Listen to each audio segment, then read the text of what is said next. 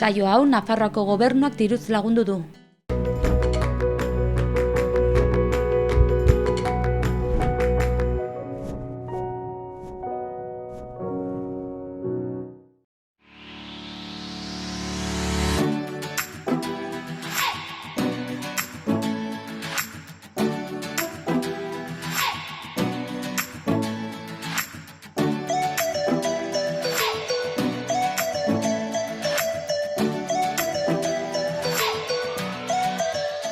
Arratsalde on guztioi, gaur astelena da eta guk hasiera emango diogu gaurko eguneko magazinari. Gaurko egunerako bi gonbidatu dauzkagu gurekin, alde batetik Elios dos Santos, AEK-ko kidea da, eta bestetik Iratxe Rosa etorriko da gurekin, berrikilaneko kidea da ere, eta biek aurtengo kurtsorako ikastorei buruz hitz egitera datoz, baina orain beti bezala gaiz gaitezen gaurko eguneko edukiekin.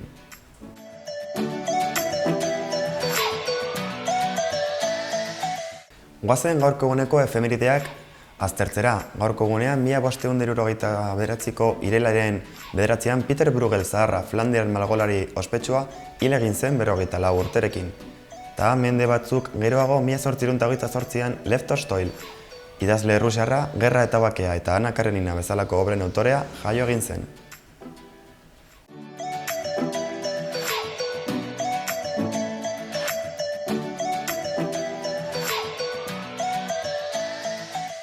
Goazen honen ikustera, astenetako programazioa eta agenda ere pasatuko dugu. Biharko egunean, arratsaldeko 5etan, Pirritx, Porrotx eta Mari Mototxen ikuskizuna egongo da Antxeongo antzerkian eta sarrerak 3,80 euro kostatuko du. Biharko egunerako ere, Gaztelu plazan dantzak, txistu eta gaitekin egongo da arratsaldeko 7:00 gaueko 9:00 arte eta sarrera libre izango da. Azkenik, ostegunean, arratsaldeko 8etan, Joe and Swiss Knifeen kontzertu egonen da Zaldi Zuriaren mesoian eta sarrera libre izango da.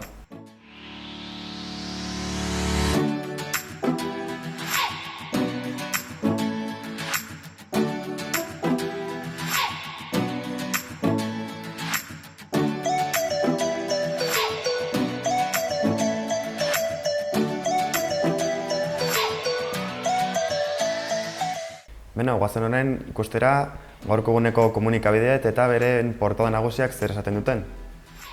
Diario de Navarrako azalarekin hasiko gara, argiaren bono sozial berriak 4.000 nafar familia deskonturik gabe utzi dituela nabarmentzen du bere titular nagusian.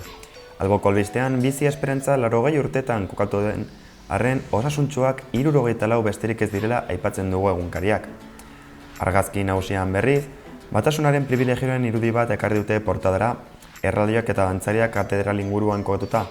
Beste albistetan, Carmen Maeztu eskubide sozialen kontseilariaren hitzak ekarri dituzte portadara ere.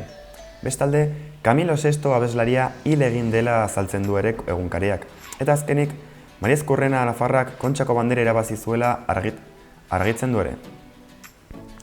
Diario de Noticiaseko azalarekin jarrituko dugu, Artzapezpikutza Nafarroako abusu biktimen salaketetatik aldendu egin dela azpimarratzen du egunkariak bere titular nagusian.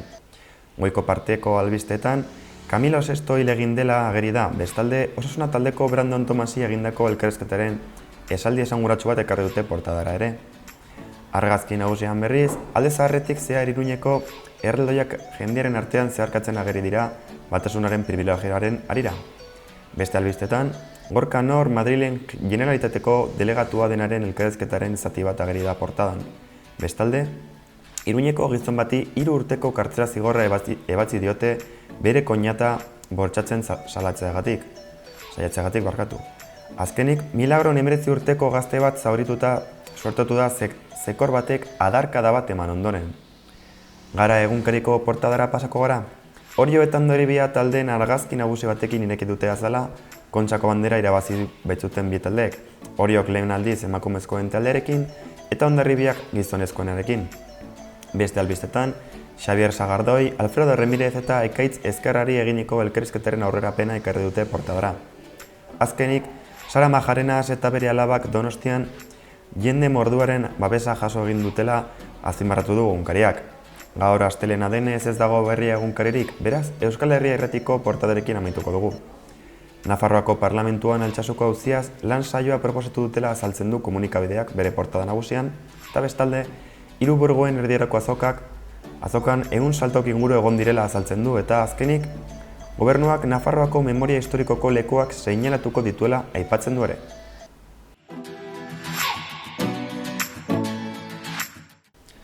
Gaurko eguneko albisteak aztertuko ditugu oraingoan eta Barañaineko albisteekin hasiko dugu gaurko eguneko albistegia. Barañaineko udalak euskaraz ikasteko diru laguntzak eskatzeko epea zabaldu egin du. 2019-20 kurtsoan euskaraz ikasi nahi dutenentzat Barañaineko udalak diru laguntzak eskatzeko epea martxan jarri du. Izan ere, interesa dutenek urriaren 31 arte denbora daukate diru laguntzak eskatzeko. Barañainen erroldatuta egon behar da eta 16 urtetik gorakoa izatea. Gainera, ikastaroaren eskola orduen 185 gutxienez joan izan behar du eskatzaileak. Informazio guztia eta deialdiaren araudia Barañaineko udalaren webgunean kontsultatu daiteke. Eta beste albistetan, 2019-20 kurtsorako udalak eskenitako ikastaro eta tailerren eskaintza plazaratu da jadanik, kirol, kultura edota teknologia berri buruzko ikastaroak aurki daitezke aurtengo udal programazioaren artean. Urriaren batean hasiko dira jarduerak eta maiatzaren 31an amaituko dira. Izena emateko datak ez dituzte oraindik argitaratu, baina segurazki laster irtengo direla. Barañainen erroldatuta daudenentzat, zuzenduta dauden arren lekuri gelditzekotan interesa duen edonorentzat ere irekita egongo dira plazak. Antsoineko albisteetara pasako gara oraingoan. Zerbitzuen sektorerako trebakuntza Antsoinen. Antsoingo udalak trebakuntza antolatu du herriko establezimenduentzat euskaraz ez dakiten edo gutxi dakiten jendaurreko langileengan pentsatuta. Formazio honen bidez, bezeroen zerbitzua aberasteko laguntza emanen zaie saltokiei. Izan ere, ikastaro honekin, hizkuntzaren bidez bezero horiengana gehiago gerturatzeko bidea jarriko da. Ikastaroa urriaren batetik azaroaren 22 izanen da, arratsaldeko 3 eta 4 eta erdiak arte gizartetxean. Izen ematea irailaren 11tik 18 arte izanen da 012 telefono bidez eta 10 euro kostatuko ditu. Ostegunean Antsoingo jaiari hasiera emanen dien txipinazoa jaurtiko da. Irailaren 12an ostegunean hasiko dira Antsoingo herriko jaiak eta aurten erabakitzeko dago txupinazoa nork jaurtiko duen, izan ere bozka epea amaitu egin da. 3 proposamenen artean bozkatu dute antsoindarrek egun hauetan zehar eta zehazki Antsoingo Caritas Elikagai Bankua, Alberto Undiano Maienko arbitro ohia eta Antsoingo Martxoak 8ko asanblada daude hautagaien artean. Egun hauetan jakingo da nori zarden aurkatua eta ostegun arratsaldean jaiei hasiera emanen dion hautagaia izanen da txupinazoa jartiko duena. Arangureneko kontuetara pasako gara oraingoan. Arangureneko aranetxean egongo diren ikastaroetara apuntatzeko epea martxan da ere. Irailaren 15 arte aranetxean eskaintzen diren aurtengo kurtsorako ikastaroetara apuntatzeko epea irekia dago jadanik. Lehentasuna izango dute Ibarrean erroldatutako gazteek 2007 eta 1990 urte bitartean jaiotakoek. Eskolako laguntza programa ikasteko teknikak, aholkularitza psikologikorako zerbitzua, antzerkia edota dantzak aurki daitezke ikastaroen artean.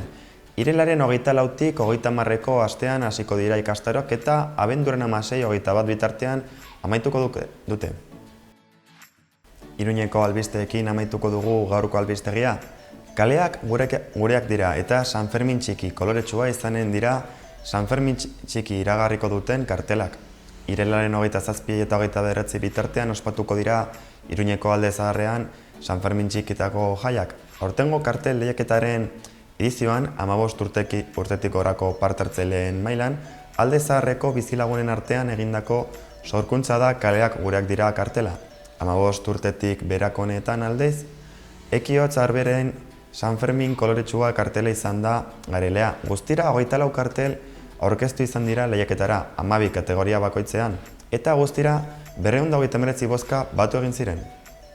Maia Kamore eman du eta kontseilarien izen emateko plenoa konbokatuko du. Oposizioak egindako salaketa unitz ondoren Iruñeko alkateak Enrique Maia Kamore eman du eta PSN eta Geroa Baiko 2 kontseilari berrien izendapen plenoa konbokatu du. Legalitatea beteko duela adierazi izan zuen alkateak aurreko asteko plenoan. EH Bilduk, Geroa Baik eta PSNek Elma Sainz eta Itziar Gomezen erreleboa oraindik eginez izana aurpegiratu zieten, izan ere, gehiengo eta gutxiengoen jokoan eragina duen asuntua da. Alberto Undiano Maienko nazioarteko arbitro ohiak jaso du Iruñeko 4. zapia. Enrique Maia Iruñeko alkateak Alberto Undiano Maienko nazioarteko arbitro ohiari eman dio Iruñeko zapia. Laneko zereginetan hiriko izena eta irudia bultzatzeko ekarpena egin dutenei ematen zaien aitzatespena. Ekitaldia udaletxeko harrera aretoan izan zen eta oidenez Burgoen Batasunaren pribilegioaren ospakizunerako prestatutako programazioaren baitan izan zen hau. Azkenik Iruñeko Zibibox sareak 301 kurtsoetarako 5.300 plaza eskaintzen dituzte.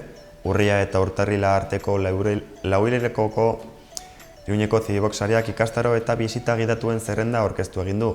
Gaurtik aurrera egin daitezke aurre inskripzioak irailaren 15 igandera arte. Udal webguneetan 012 telefono bidez edozein Zibiboxera gerturatuz. Kirol, sukaldaritza eta nutrizioa, hizkuntzak ikasteko edota osasuna eta ongizateari buruzko ikastaroak eskaintzen dituzte, besteak beste.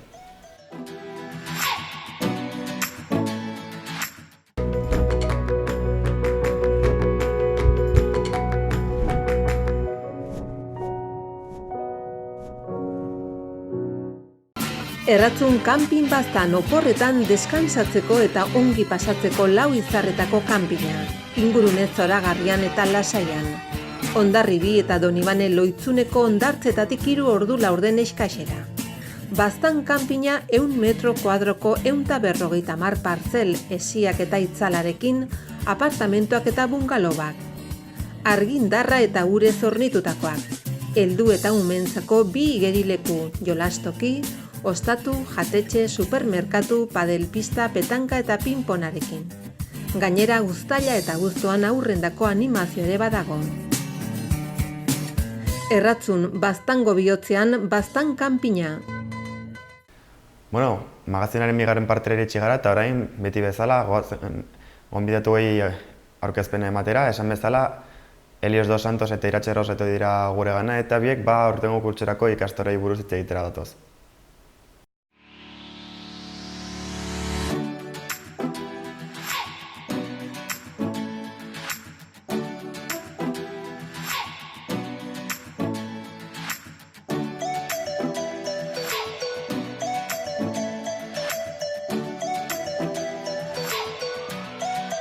Arratsaldeon guztioi, gaurkoan Iratxe Rosa daukagu gurekin, Berriki Lan Zentrotik dator eta kurtso honetarako bertan egingo diren aktibitatei buruz hitz egitera dator. Arratsaldeon, Iratxe? Arratsaldeon. Zer moduz? Ondo. Igual pixkat urduri elkarrizketagatik. Oso urduri, bai. Bueno, lasai, elkarrekin egun gara lasai eta gainera zuk manejatzen duzun gai bati buruz. Ados. Hasiera batean, kontigu zu pixka bat ere jendeak jakiteko zer den zehazki Berriki Lan Zentro hau.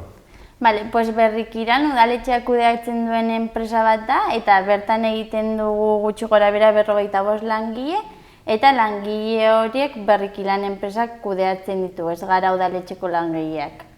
Udaletxea zehazki Berriozarreko udaletxekoa, ez da? Hori da, bai, Berriozarreko udaletxeak kudeatzen du arlo guzti honek. Eta bertan esan duzu, egon zaretela 45 langile, monitoreak zarete guztiak? Ez, 45 langile gara eta talde horren barruan sartzen gara monitoreak, sartzen dira ere mantenimendukoak, sartzen dira ere harrerako langileak, talde ezberdinekoak gaude hor bertan. Familia handi bat azkenean. Bai, oso familia handia bai. Eta zentro honetan kontu egu zu pixkat ere instalazioei buruz zen, suposatzen dut egin bat motatako instalazioak izango dituela, ezta? Hori da, bai, gehien bat dugu kirolean aritzen gara, beraz instalazioak kirola egiteko prest daude, eta bertan ditugu eskaintza oso ezberdinak. Kirola egiten dugu normalean instalazio itxietan, eta gero udan zehar ere irekita daude instalazio hauek kanpoko jendea etorri ahal izateko gehien bat igerilekutara. Eta igerileko aparte suposatzen dut egongo direla gimnasio, tatami olakoak adibidez? Hori da, bai. Gure instalazioak osatzen dira gehien bat 2 igerilekuaz, kanpokoak eta barrukoak, eta gero ditugu hainbat zara kirol ezberdinak edo jarduera ezberdinak aurrera eramateko, bai pilates, bai yoga, bai kirol ezberdinak, Eta baita ere daukagu polikiroldegi bat, zeinetan futbola, gimnasia eta lakoak eramaten diren aurrera. Baita ere kontatzen dugu frontoi batekin, bertan klubak ere aritzen direla. Eta gero baditugu jacuzzi eta barruko igerilekuan igeriketa emateko instalazio handi batzuk. Orain aste honetan uste dut hasiko dela bertan ikastoletara apuntatzeko epealdia, ezta? Bai, orain asteazken 11an hasiko gara, irekiko dugu epea eta bertan arituko gara 16 arte inskripzio guztiak jasotzen. Guk kudeatzen ditugu ere baita kanpoko kluben inskripzioak, beraz naiz eta guk ez eraman ere beste kirol batzuk eramaten ditugu, guk antolatzen ez ditugunak, adibidez futbola eta holakoak guk eramaten dugu kudeaketa ere bai. Eta edonor apuntatu daiteke ikastaro hauetara? Bai, edonor apuntatu daiteke eta beti dago plus bat esateko moduan hemengoa den jendearentzat, beraz berriozarkoa bazara, guk bultzatzen dugu kirola egiteko gure instalazioetan. Eta orduan beti bilatzen dugu jende hori gutxienez berriozarrekoak direnak gure instalazioetan aritzean kirolean. Baina edonor etorri daiteke eta berdin du nongoa zaren. Eta aurten kontigu ze pixka bat, zer motatako eskaintza dukazute ikastoren artean? Gu urtero daukagun eskaintza da, guk eskaintzen eta guk antolatzen duguna da, kiroleko abono bat eta bertan espinina, pilates, insanity eta holako ariketa asko daude eta horiek urtero ateratzen ditugu. Eta gero ere badaukagu rankineko txapelketa baten modukoan, padel bat, padeleko rankina, eta baita ere eskaintzen dugu yoga, eskaintzen dugu igeriketa, eskaintzen dugu multikirola, eta gehien bat guk sustatzen ditugunak dira udaletxetik etortzen zaizkigun jarduerak. Hau da, udaletxeak sustatzen ditu jarduera batzuk zeini printzipioz garrantzi gehiago ematen diegu. Adibidez, kirola ohikoa ez den kirolaria egiteko jarduerak, horiek antolatzen ditu udaletxeak eta guk aurrera eramaten ditugu. Beraz, horiek dira normalean merkeagoak guk bultzatzen dugulako jendeak kirola egiteko. Uste dugulako bizitzan nahiko garrantzitsua den zerbait dela. Berdina daukagu haur txikientzat.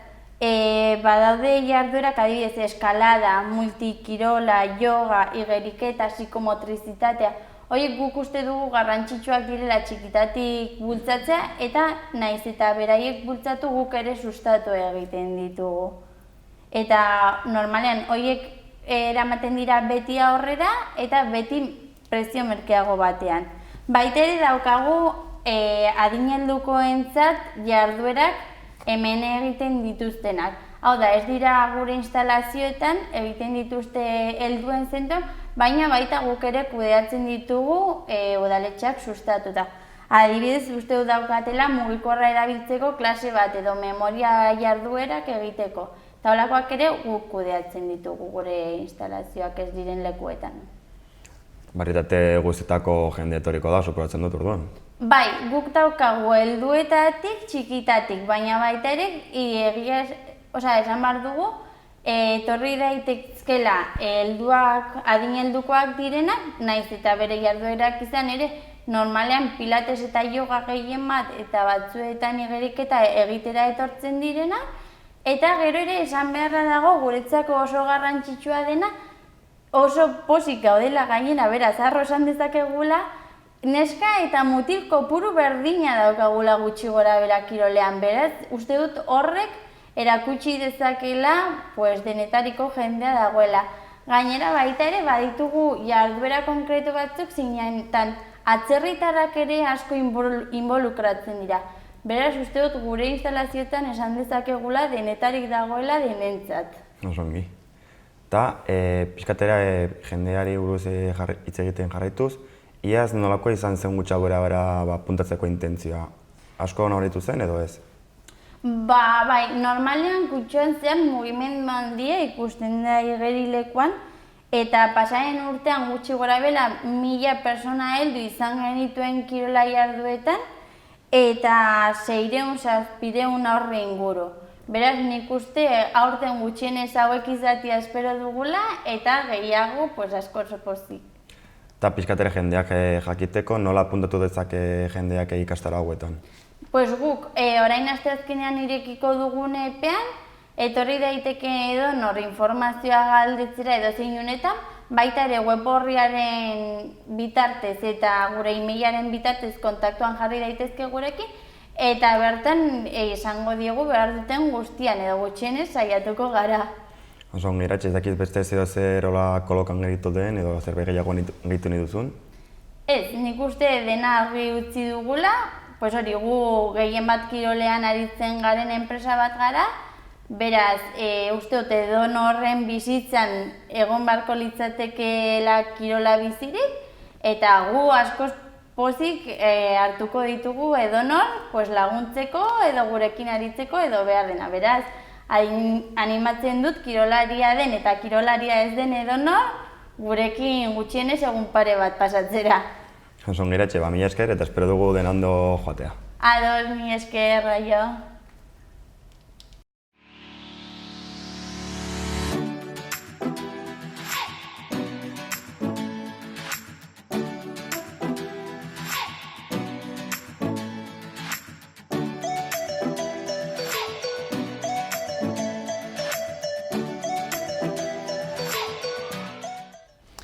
Arratsaldeon berriro, oraingoan Helios dos Santos daukagu gurekin, AEK-ko kidea da, eta aurtengo kurtsurako ikastaroi buruz hitz egitera dator.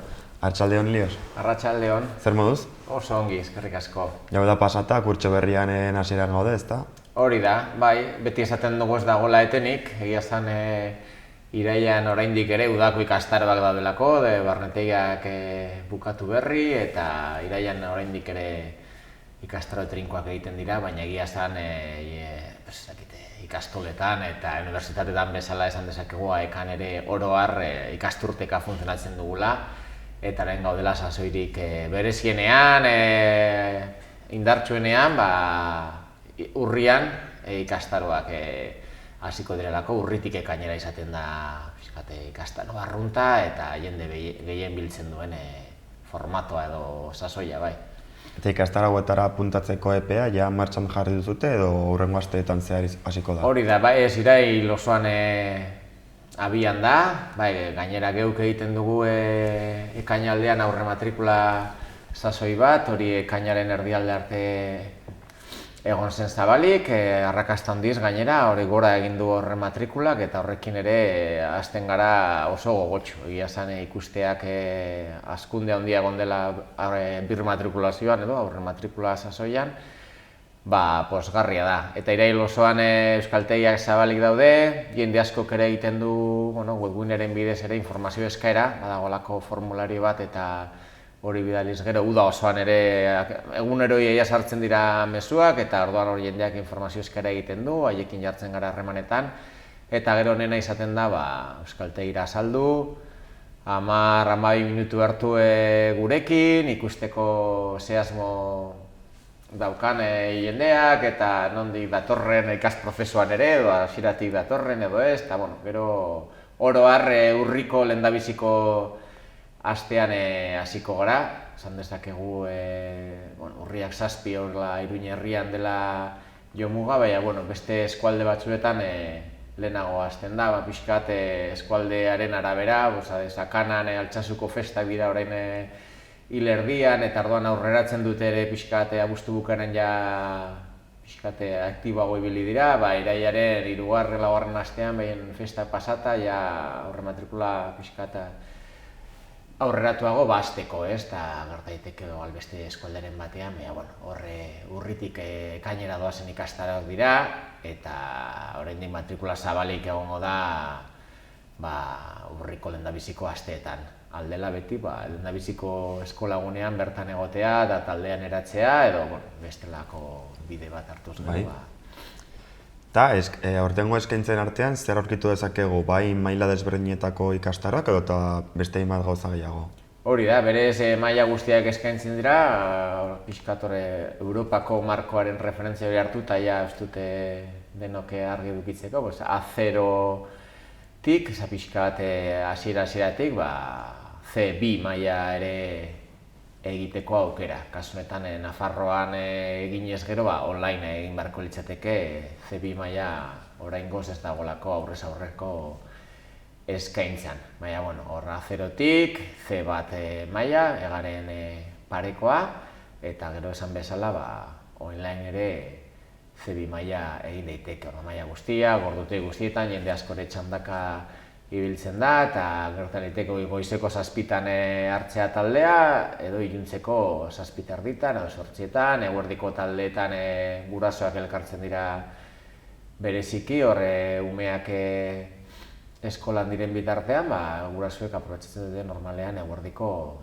sasoi hori. Eta gero, egia esan eskaintzarik handiena, eta egia esan dezakegu pixkat azkarrena edo zuzenena aurrez aurreko taldeetan eta euskaltegira bertaratzea, eta aldela hasieratik ere ordu kopuru polit bat ere hartuta, ikas prozesuan sendo hasteko. Egia esan bestelako aukerak ere badaude, online aipatu dugu lehen C2 mailarekin, baina maila guztiak ere lantzen aldira online eskaintzaren bidez, euskaltegia egela daukagu AEKan, autoiko hazkuntzare sistema daukagu, pixkat norberak bere kasa ikasteko, gero hainbat eskualdetan ere jarduera kombinatuare eskaintzen da, pixkat aurrez aurreko taldeak gehi online lana, hori izaten da, eta gero esan dugu azkarrena eta zuzenena aurrez aurreko taldea, baina egiari zor, zuzenena eta azkarrena da barnetegira joatea, urte osoko barnetegire zabalik dago neguan, edo pixkat urritik ekainera doan sasoi luze horretan, negua udaberria eta udazkena eta dena hartzen duena, foruan, hor Gernikan, AEKak barnetegia dauka zabalik urte osoan, hileroko ikastaroak antolatzen dira hor, hilabeteko ikastaroak, eta hori ere beste aukera polit bat da.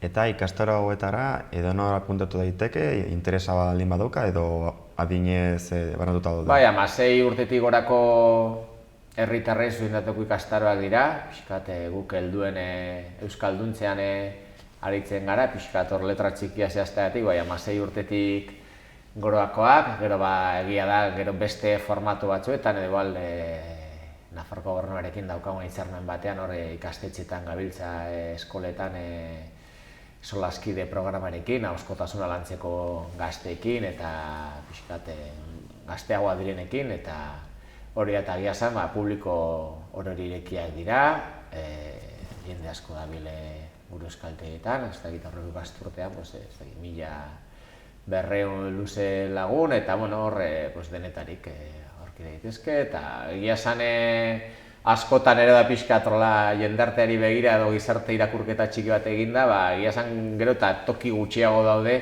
egunero elkartzeko 10 lagun gela batean 2 orduz euskara ikasteko eta praktikatzeko, azken batean bizitzaz egiteko eta kafe bat hartzeko, eta elkartzen dira 20 urteko ikaslea unibertsitatekoa edo 30 urteko langile bat, 70 urteko jubilatua, 50 urte dituen ama, eta topaketa bat egia esan denetarik, eta gero igual pixkat eskaintzarekin hartuta, egia esan gero xede berezia daukan talderen bati ere euskara eskolak ematen dizkiogu, hori da xede bereziren bat edukiz gero, pixkat ez dakit, merkataritzan landu nahi delako pixka bat ere zera, edo talde bereziei, adibidez azken urtetan ere, Nafarroko Parlamentuan ere eman ditugu eskolak, bertako langilei, Osasuna futbol taldean ere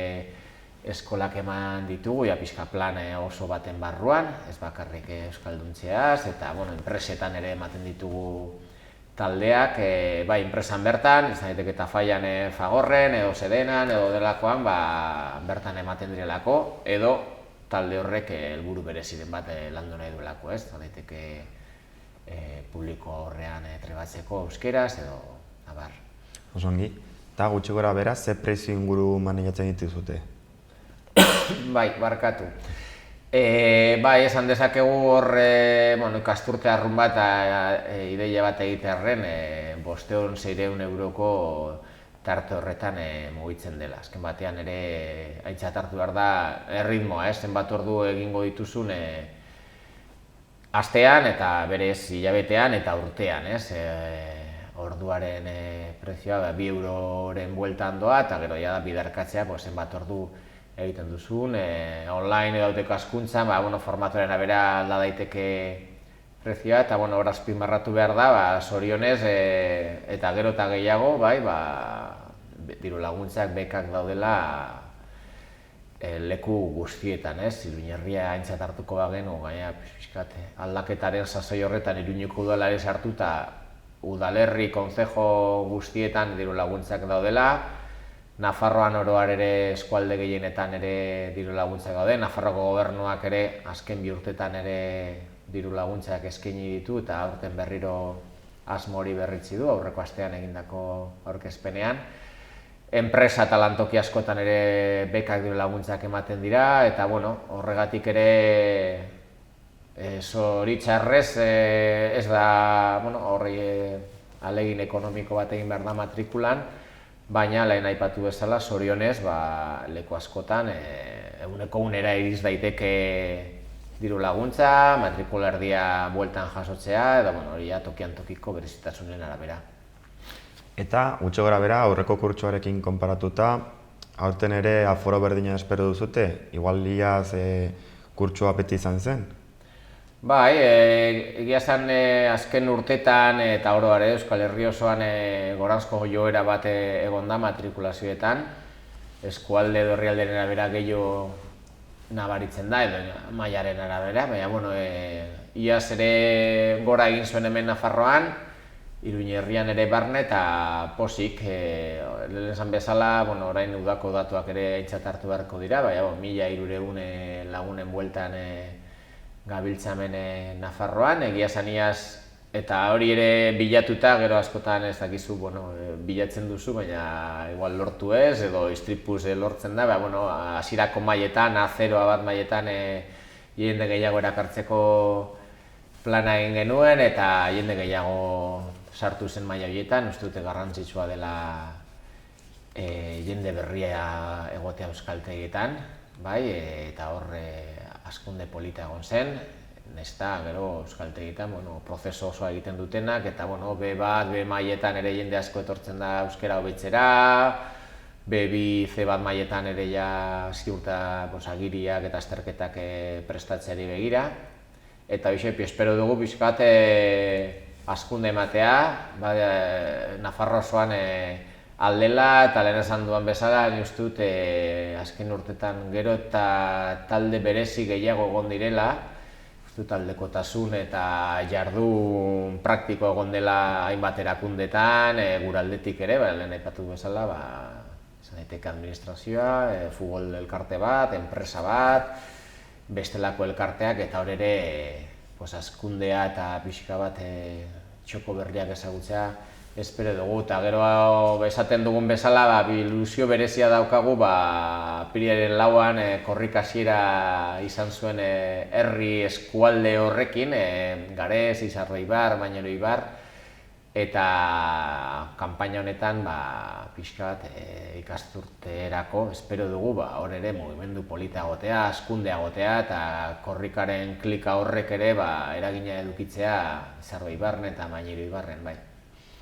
Eta pixkat ere ikasleek orokorrean balorazio positiboa daukate kurtsoaren inguruan, sentsazio onarekin ateratzen dira kurtso amaitzerakoan? Bai, honena, ahi galdetzea da, gu galdetzen diegu eta lako testigantza batzuk ere benetakoak hor ditugu webgunean eta gero inkestak egite ditugu eta zorionez betetze inkesta horietan ongi baloratzen dute jasotako zerbitzua. Gehien baloratzen dutena oro har irakasleen lana da eta hori ere oso pozgarria da guretzat eta horre ikusten da, gero sare sozialetan gaur egun, azkenean komunikazioa asketa librea den heinean ikusten dituzu jendearen esanak, balorazioak eta euskara praktikoa gure azpilelo horrekin edo euskara ikastea baino euskara erabiltzen ikasten dela eta Oro posik ikusten ditugu olako aipamenak. Gero zer esanik ez, hobetzekoak ere izan baditugu eta leku guztietan edo beti ez dugu asmatuko eta pixkat ere horri ere begiratzen diogu zuzen ez, eta hor pixka bat saiatzen gara bai ikasturte hasi baino lehen, ahalik eta hobekien informatzen, zer etorriko den eta ikasturte hasita pixkat taldean baldin bada edo banaka, pixka bat guztien nahiak bideratzen, bai. Eta, Elias, ikasketeria mailan emateko, ez dakit aurtengo kurtsorako zerbait berririk egitu zuten edo hildo berean jarraitzen duzuten? Bai, egia esan hildo berean, ez dago horla, egoitzak berritzen dira, inauguratzen dira aurten Nafarroan printzipioz, igual egoitzak txukundu dira, margotu dira ere hainbat kontu eta ikasle ikusiko dituzte txukunago, berez euskaltegi berria edo arrasaten izangoa Gipuzkoa aldean, hemen aurten ez. Lehen aipatu dudanerekin pixkat azkenean gustatzen zaigulako pixka bat jendeari laguntzea eta hori biltzea eta pixka hor matrikulazio kanpainan aurten azpimarra jarri dugu ikastaroen informazioan oraindik ere informazio hobea ematea eta hor euskarri berri bat sortu dugu euskaltegira hurbiltzen diren guztiei erakuste pixka da gure berrikuntza kanpainari begira, ez? Erakusteko pixka bat ze hor falta somatzen genuen eta jenderen aldetik ere ikusi dugu ongi azaltzeko ikasprozesua nondik nora doan, azero mailan sartzeak zer suposatzen duen eta ari bazara erabiltzaile independiente esaten zaio B1 mailan edo zein hizkuntzatan, japonieraz, alemanieraz edo euskeraz, zer den B1 maila, zenbat ordu behar diren edo egin behar diren ikastaroetan ara iristeko, zein den gure metodologia, ze abantailak dauden euskara ikasle izateagatik eta gero ekako ikasle izateagatik ere pixkatu saiatu gara informazio hori era txukunagoan eta sakonagoan ematen. Eta gero eskaintzari begira oro har urte osoko zerarekin, urteroko kontuarekin jarraitzen dugu, lehen aipatu ditugun guztiak, gero etortzen dira ikastaroan urtean barna asteburuko barnetegiak, horre nik uste dut korrika urtea ez denez, uste dut gauza berriak ere normalean hor asteburuko barnetegiek segulako askunde izan dute azken urtetan, eta hor nik uste dut saiatuko garela beste oporraldietan, ez dakitu da berriko oporraldian edo beste sasoi batean asteburuko barnetegi edo barnetegi gehiago egiten. Hor ikusten dugu da berrialdean jende asko, hori ikastaroiek ere irekiak dira, eta jende asko hurbiltzen da Iruñerriak antolatzen dituen, Nafarroan egiten diren ikastaroietara, eta igual horretan hazkunde bat emango dugu eskaintzan. Elias, plazer bat izan da zurekin hitz egitea, espero dugu ortego kanpaina arrakastatsua izatea eta jende asko animatzera euskaraz ikastera, eta ea dena ondo atratzen den. Eskerrik asko zuei, izan ongi.